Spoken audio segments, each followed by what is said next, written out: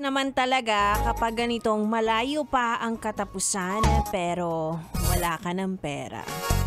At nararamdaman mo na parang katapusan mo na. Yan kasi, wag ka na kasi maglalalabas. Alam mo na nga rin bumabagyo, gusto mo pang mag-social climb sa BGC? Tigilan mo.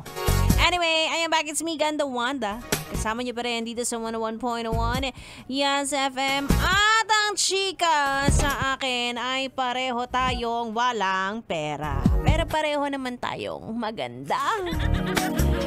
Diba? We have something in common. Kaya nga nakikinig ka sa akin eh. Wala na ring kwarta. At kung may darating man, hindi mo rin ma-enjoy dahil sobrang daming bayarin, di ba? Tapos magbabayad ka pa ng Parang halos araw-araw ko na lang binabanggit dito na parang nagtatrabaho tayo para sa pamilya ng iba, di ba? Pero I guess hindi ako magsasawa kasi nagtatrabaho ka rin araw-araw. Dapat ganun din. Magalit ka! Magalit ka na ngayon, right now. Ay nako, parang gusto ko na lang bumalik sa pagiging estudyante na ang problema lang ay kung paano pagkakasyahin ang baon na buong araw. At kung paano ko mapagkakasya ang 20 pesos sa computer shop. Mga ganon. Ang hirap tumanda, mga yes friend, dahil namumulat ka na sa katotohanan, di ba? Hindi pwedeng wala kang pakialam.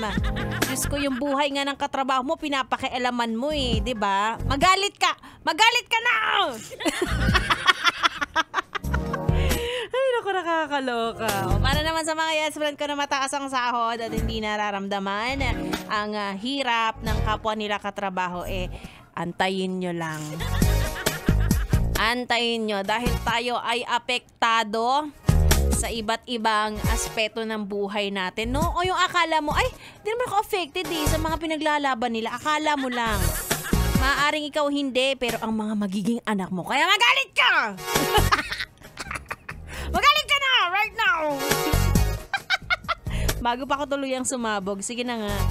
Eto na, tuloy muna natin ang ating tugtugan. Sa aking pagbabalik, makakasama ko na ang bibi nyo. Bibi ng lahat ng tao, B-boy, Bibo. Tuloy-tuloy ang ating tugtugan. Dito lang sa 101.1 Yes FM Solid.